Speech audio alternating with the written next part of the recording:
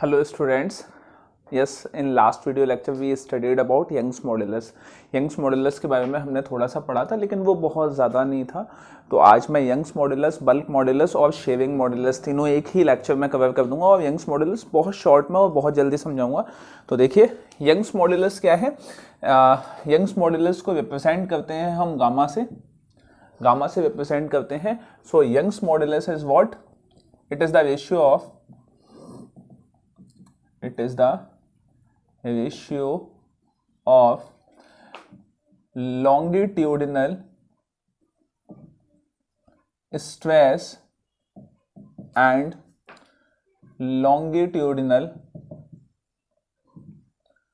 strain. ठीक है. So gamma will be equal to longitudinal stress upon longitudinal strain. अब stress को हम लिखते हैं क्या? Force upon area. और स्ट्रेन को लिखते हैं that is change of length divided by original length. अब ये L जो है वो ओरिजिनल लेंथ है, फोर्थ टर्म है, ये ऊपर चला जाएगा. तो F/L will be equal divided by A into delta L. So this is the value of Young's modulus. अब यंग्स मॉडुलस के कुछ क्वेश्चंस भी बताए थे आपको कि कैसे कैसे होते हैं. आपको गामा ये यंग्स मॉडुलस दिया जाता है, इसकी एक टेबल है, वो टेबल आप देख लीजिएगा, बना लीजिएगा. और ये होता ऐसे है. ठीक है. अब next is what? Bulk modulus. Bulk modulus मतलब कि यंग्स मॉडुलस में हम बात करते हैं किसकी? हम लेंथ की बात करते हैं. बल्क मॉडुलस में बात करते हैं हम वॉल्यूम की. It is also known as volumetric modulus. Volumetric modulus मतलब कि किसी बॉडी पे आपने फोर्स लगाई, फोर्स पर यूनिट एरिया लगाया और इसका आपने वॉल्यूम, पहले ये था, आपने इसका वॉल्यूम इंक्रीज कर दिया, आपने इसका वॉल्यूम डेल्टा वी इंक्रीज कर दिया. तो आपके पास जो बल्क मॉडुलस मिलेगा that is bulk modulus will be equal to volumetric stress upon volumetric strain. तो वॉल्यूमेट्रिक स्ट्रेस क्या है? That is force upon area, या मैं इसको ऐसे लिखूं, फोर्स अपॉन एरिया. और वॉल्यूमेट्रिक स्ट्रेन क्या है? That is delta V upon V. So this is F upon A into V by delta V. This is B. कुछ जगह पे ये जो है ये माइनस लगा हुआ है यहाँ पे. ठीक है. वो माइनस तब लगा हुआ है, यहाँ पे हमने देखा कि उसका वॉल्यूम इंक्रीज हुआ है. वॉल्यूम क्या है? इंक्रीज्ड है. लेकिन अगर वॉल्यूम डिक्रीज हो रहा है तो उस कंडीशन में आप फॉर्मूले में माइनस लगा देंगे. क्या समझ में आ गई बात? ठीक है. सो दिस इज अगर ये कब हुआ है? ये वॉल्यूम इंक्रीज्ड है. लेकिन अगर वॉल्यूम डिक्रीज हुआ तो उसको हम के से रिप्रेजेंट करते हैं, that is minus F upon A into V by delta V. और ये क्या है? This is volume decreased. Volume decreased है. कैसे? इसका वॉल्यूम पहले v था, अब हमने नया वॉल्यूम क्या कर दिया? ये जो नया वॉल्यूम हमें मिल गया दैट इज डेल्टा v कम है, तो ओल्ड वॉल्यूम v है. न्यू वॉल्यूम क्या हो गया? New volume is v minus delta v. ठीक है. जो चेंज आया है वो क्या आया है? Delta v. यहाँ पे न्यू क्या है? That is v plus delta v. तो यहाँ पे इसलिए पॉजिटिव है और ये नेगेटिव है. इसी में एक फॉर्मूला और है, कंप्रेसिबिलिटी. आपने क्या किया कि आपने स्ट्रेस लगा के उसके वॉल्यूम को कम कर दिया, मतलब कंप्रेस किया है. तो कंप्रेसिबिलिटी का फॉर्मूला क्या होता है? That is 1/k. 1/k is equal to compressibility. इसी फॉर्मूले को हम लिख देंगे तो आपके पास वैल्यू क्या आ जाएगी? a upon a into delta V upon f into v. This is 1 compressibility. ये फॉर्मूला बन जाता है किसका? वॉल्यूमेट्रिक स्ट्रेस और स्ट्रेन का. इस पे कुछ क्वेश्चंस भी आते हैं तो आप उनको सॉल्व कीजिएगा. अब आगे हम बढ़ते हैं. Next is sharing modulus. Sharing stress और शेयरिंग स्ट्रेन आपने पढ़ा हुआ है कि शेयरिंग स्ट्रेस और शेयरिंग स्ट्रेन क्या होता है. अब उसी के बेसिस पे हम देखेंगे क्या कि शेयरिंग मॉडुलस क्या होता है. और उसके कुछ न्यूमेरिकल्स भी हम सॉल्व करेंगे शेयरिंग मॉड्यूलस के। तो मेरे ख्याल से आपने इसका स्क्रीनशॉट ले लिया होगा। अगर आपने इसका स्क्रीनशॉट नहीं लिया है then rewind it and take the screenshot so that you can write it down in your notebook, because notes should be there with you. Those notes will help you during the will help you just before examination से पहले वो notes आपको पक्का help करेंगे। तो चलिए तब तक हम start करते हैं। That is next topic, shearing modulus. Shearing modulus and shearing modulus will be denoted by, इसको G से डिनोट किया जाता है। shearing modulus होता क्या है कि ये कोई बॉडी है, इस बॉडी पे आपने फोर्स लगाई या स्ट्रेस लगाया, फोर्स अपॉन एरिया, तो इसकी लेंथ ये थी, ये इस तरह से टेंजेंशियल फोर्स लगाई तो इसकी शेप कुछ ऐसी हो गई। ये वाला पॉइंट यहां से यहां शिफ्ट हो गया, कितना शिफ्ट हुआ, डेल्टा एल शिफ्ट हुआ। तो आपको जो स्ट्रेन मिलेगा, स्ट्रेन या shearing strain, that is delta L upon L. तो मैं बस वही फॉर्मूला लिखता हूं, that is G will be equal to shearing stress upon shearing strain. अब शेयरिंग स्ट्रेस का फॉर्मूला क्या हो गया, that is F upon A, और shearing strain delta L upon L is equal to F by A into L by delta L. ये formula हो गया किसका, शेयरिंग मॉड्यूलस का। आप कहेंगे सर यही फॉर्मूला तो यंग्स मॉड्यूलस का है, यही फॉर्मूला शेयरिंग मॉड्यूलस, दोनों में फर्क क्या है, दोनों में फर्क होता है इनके न्यूमेरिकल्स को सॉल्व करने में। सॉल्व करने से पहले मैं इसकी एक टेबल आपको दिखा देता हूँ। देखिए कि इसकी टेबल शेयरिंग स्ट्रेस की कैसी है। मेरे पास अभी एनसीईआरटी बुक है, एनसीईआरटी बुक में ही इसकी टेबल भी दी हुई है। देखिए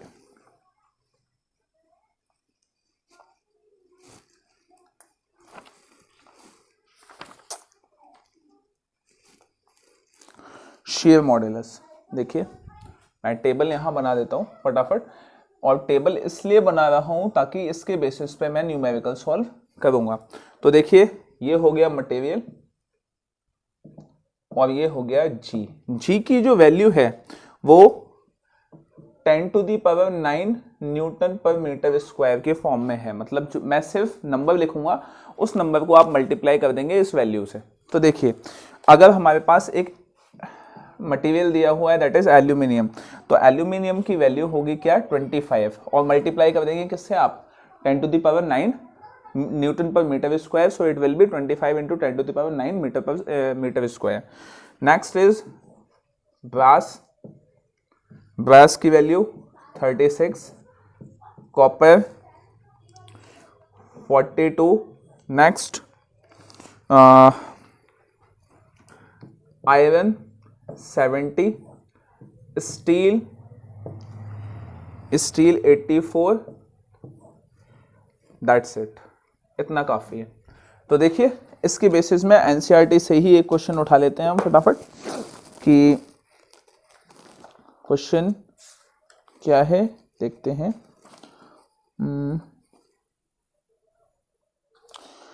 question number 9.6, question is question 9.6 exercise का क्वेश्चन है ये। The edge of aluminium cube is, edge of aluminium cube is, aluminum cube is 10 centimeter, full stop. One face of cube is fixed with wall, full stop. A mass of 100 kg is attached with opposite face, ये O double P लिखा है, opposite है ये, face of cube, ठीक है। The shear modulus is the shear modulus is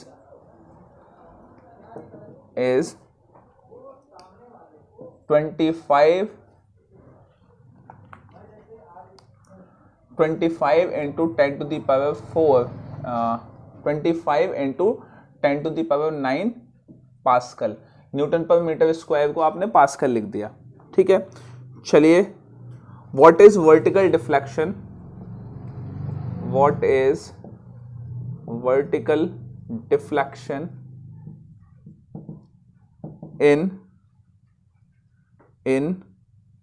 नहीं of this face. सबसे पहली बात है कि आपको क्वेश्चन समझ में आए कि क्वेश्चन क्या है, तो जरा आप देख लीजिए, क्वेश्चन समझने की कोशिश कीजिए। आप वीडियो को पॉज कीजिए, पहले तो समझिए इस क्वेश्चन को, मैं एक्सप्लेन कर देता हूं, पॉज इट। चलिए देखिए, ये कोई वर्टिकल वॉल है और क्या कहा गया है, edge of aluminium cube is 10 centimetre, one face of cube is fixed with vertical wall. मतलब कि क्यूब यहां पे है कोई, ये कोई ऐसे क्यूब है, इसको हमने वॉल से फिक्स किया हुआ है इस तरह से।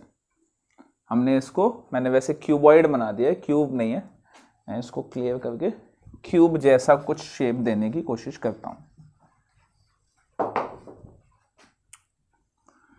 ठीक है।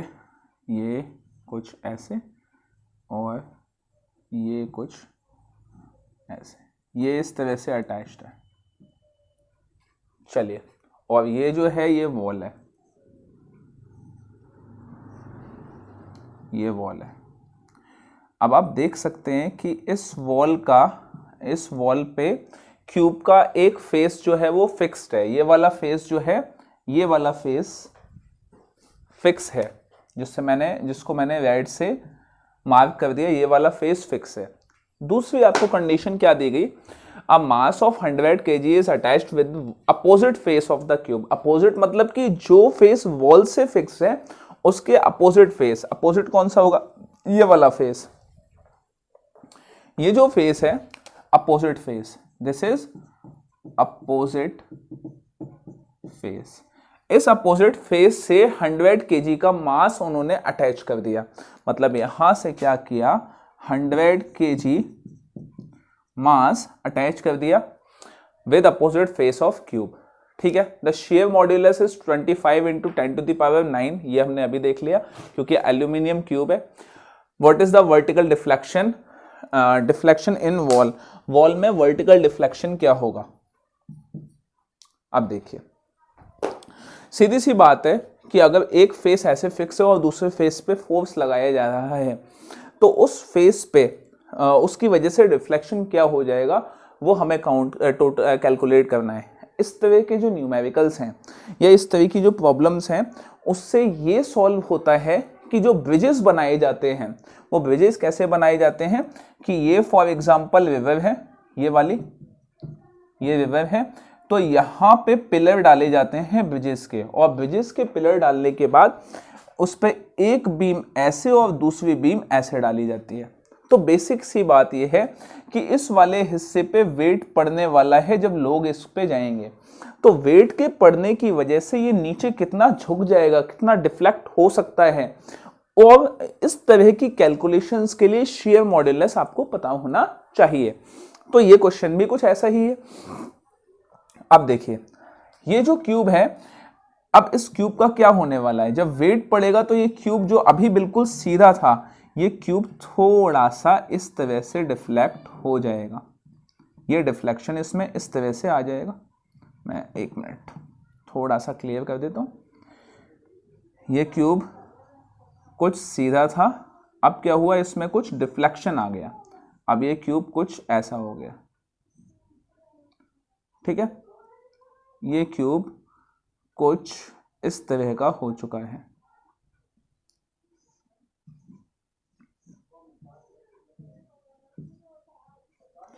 इस वेट की वजह से आपको ये वाला लेंथ मतलब डेल्टा एल जितना वो डिफ्लेक्ट हो चुका है वो आपको कैलकुलेट करना है।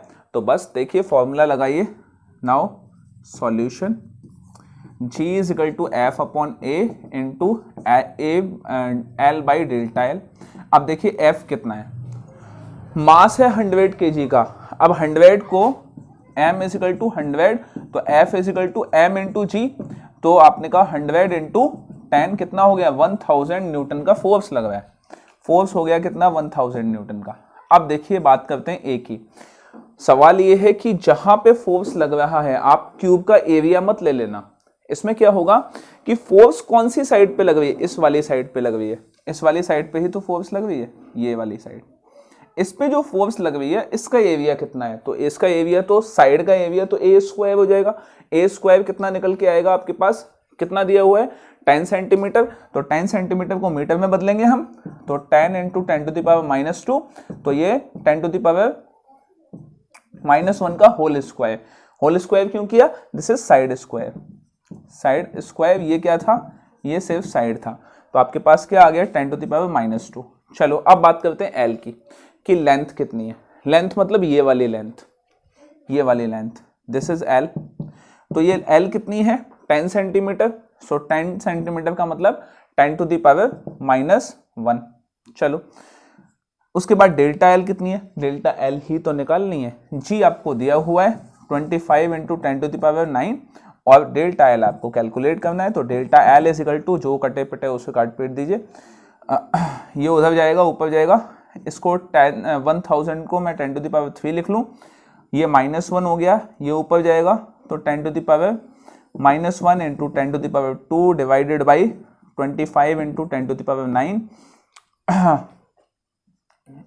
चलिए इस 10 टू द पावर 9 को भी ऊपर ले लीजिए, तो ये आ गया 10 टू द पावर 2 + 3 5 -1 4 ये हो गया into 10 to the power -9 divided by 25। तो ये हो जाएगा 10 to the power -5 divided by 25। So it will be, अब इसको आप डिवाइड कर दीजिए, so it will be having value,